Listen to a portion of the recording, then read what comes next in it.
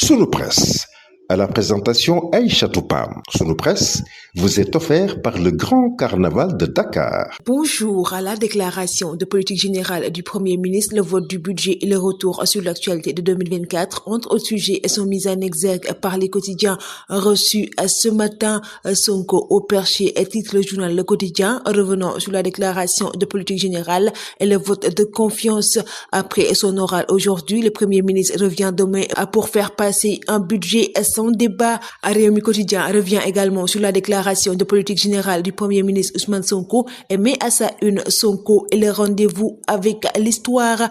Sonko ouvre la chasse aux pillards, titre le journal L'Observateur, revenant sur les grands axes de la déclaration de politique générale, le recours au 86 et l'installation des 8 membres et 8 suppléants de la Haute Cour de justice. Le journal revient également sur les compétences, composition et mission d'une juridiction politique.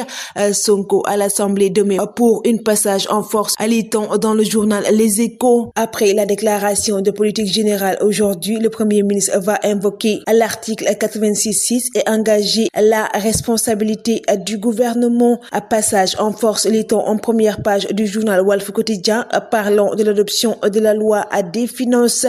Vote sans débat en perspective, lit-on dans le quotidien national Le Soleil, parlant de l'adoption du budget 2025 par l'Assemblée nationale. Selon le ministre du Travail Abass Fall, le gouvernement va demander à l'Assemblée l'adoption de la loi des finances initiale sans passer par le plénière. Le journal Sud Quotidien s'intéresse à la nomination de Samba Ndiaye et la commémoration des tirailleurs sénégalais et met à sa une Diomaye entre contestation et défiance. Une année de tumulte et de rupture, à titre le journal Enquête, revenant sur le rétro politique en 2024 entre report de l'élection présidentielle et les tensions liées à la réforme du Conseil constitutionnel, la victoire de Bassirou Diomaye Faye à la présidentielle, à la fin de cycle pour la coalition Benno Bokk Yakaar et les tensions avec la presse.